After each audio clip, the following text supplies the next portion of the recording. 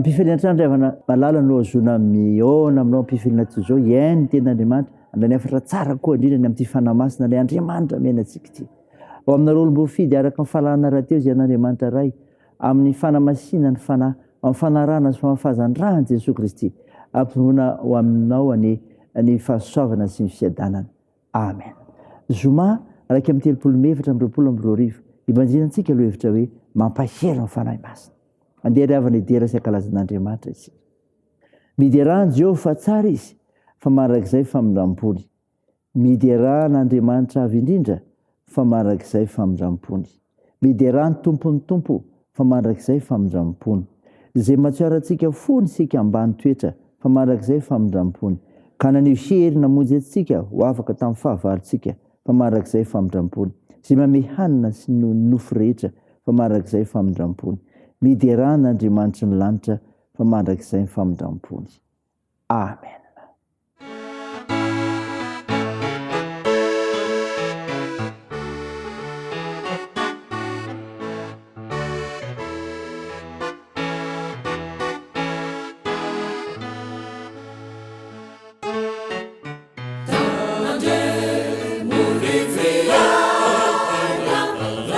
Ramu la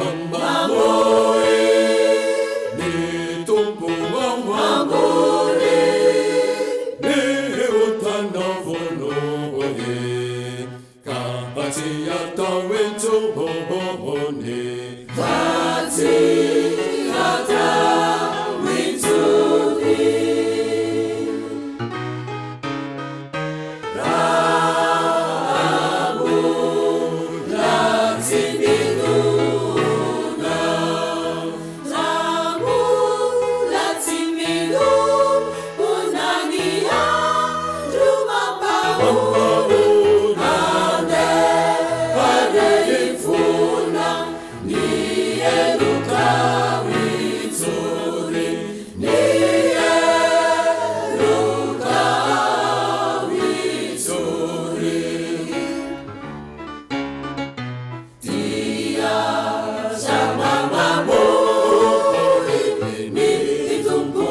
ambony dia zamamahoe ny tompo ao ambony ny otanao vonoe ka tsy atao entsohony ka tsy atao itsony.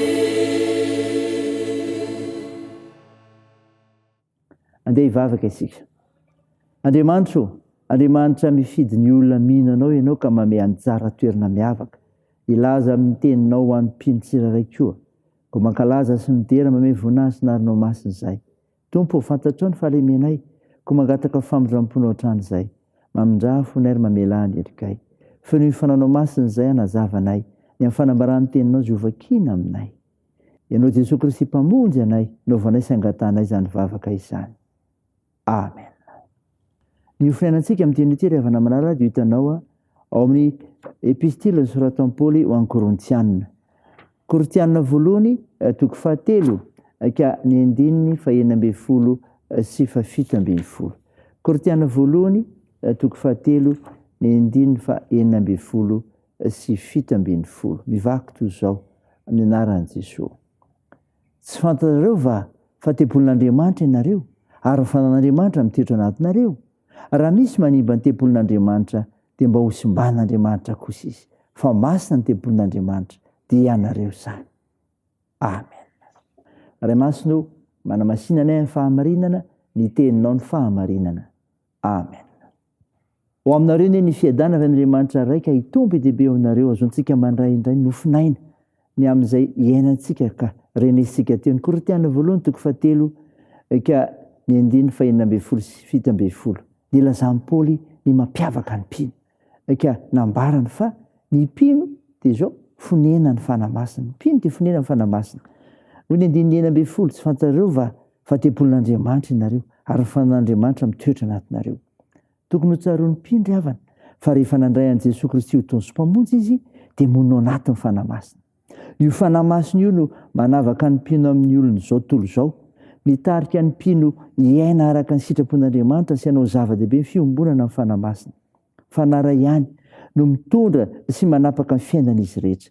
Asan'ny fanamasina araka izany no mampiombona mpino amin'Andriamanitra sy mampiombona azy amin'ny samy mpino namany koa. Izany ry havana. Ny mampiavaka ny mpino mikajy ilay fanorenana miavaka. Mikajy ilay fanorenana miavaka. Toy ny 9:17. Raha misy manimba ny tempolin'Andriamanitra dia mba ho sombana kosa izy. Fa masina ny tempolin'Andriamanitra dia ianareo izany. Mitaona ny mpino andeha amin'ny fahamasinan'Andriamanitra ry havana no fanamasina mitoetra sy manapaka ao anatiny. Tsy mahazo manao zavatra mifanohitra amin'ny sitrapon'Andriamanitra ny mpino. Izay lalana hitarian'ny fanamasina hatrany tokony izorana. Tsy akasan'Andriamanitra izany fanimbany mpino ny tenany amin'ny fanaony izao tontolo izao. Tsy akasitrahany fanomezana lanja ny asany nofo ka manimba ilay tempolin'Andriamanitra. Mamaly ny olona araka izay fomba hitondrany tenany Andriamanitra. Mitandrema ry havana ka reseo ny asany nofo amin'ny fainakeno tarian'ny fanamasina. Raitra indray izany andinina ao ny tenanao mba ho voninahitra Andriamanitra.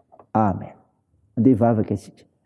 Tompo, misaotra noho ny mofinaina nomenao izay milaza fa miavaka ny mpino satria fonena ny fanamasina sady mikajy ilay fandrehana miavaka. Mivavaka aminao izay ny tahinao anay tsiraray mahafantatra izany. Iavozanay isan'andro eo amin'ny sehatra misy anay, hay mijoro vavolombelonao marina sy mpanompo mahatoky ny teninao. Sy ahitianao ka hanasoa ny fiarahamonina misy anay. Hay misaotra an'Andriamanitra mandrakariva, hay mitory izany keo amin'ny hafa. Jesosy, vonjeo ny firenenay. Sitrandreo marary mila ny vavakay, fa mpanasitrany ianao, ka toany ny asan'ny fitsaboana. Atanjao ireo azo pahoriana ka ampiononanao. Toandro ireo mareo sikolona, ireo sahirana. Vonjeo sy arovo izay amin'ny toe-javatra misy eo amin'ny fiarahamonina misy anay. Mitahianay amin'ny fiazakazanay, amin'ny fianarana, amin'ny asa aman-draharaha, ny tokantrano, ny fikasanay tsara. Naran'i Jesosy Kristy mpamonjy anay, izay ivavahanay, naovanay izany vavaka izany miaraka amin'ilay vavaka nampianarina anay manao hoe: ranay ao izay ny an-danitra, ho amasina anie ny anaranao, ho tonga anie ny fanjakanao, atao anie sitraponao ety an-tany ho tahaka ny an-danitra. Meo ny an'izy ihany na sahaza ao anay, ary mamela ny elikay tahaka ny namelanay izay miloka taminay. Ary aza mitonanay amin'ny fakapanahy, fa manafahanay amin'ny ratsy, fa anao ny fanjakana sy ny hery ary ny voninahitra mandrakizay. Amen. Raha isa finoana ry avy nanetsodrana tolotra ianao aminaran'i Jesosy Kristy. Ilay Andriamanitra loharahan'ny fiadanany ahatonga anareo voatokana tanteraka ho azy. Ka rovany avokoa ny fanahinareo sy ny ainareo ary ny tenanareo. Mba tsy hanatsiny amin'ny andro avian'i Jesosy Kristy tombontsika. Mitana ny tokony mena Andriamanitra tsy maintsy nareo ka hoy fainy izany. Amen. Teo an'Andriamanitra irery ny voninahitra amin'ny anaran'ny Ray sy ny Zanaka ary ny fanahy masina. Amen.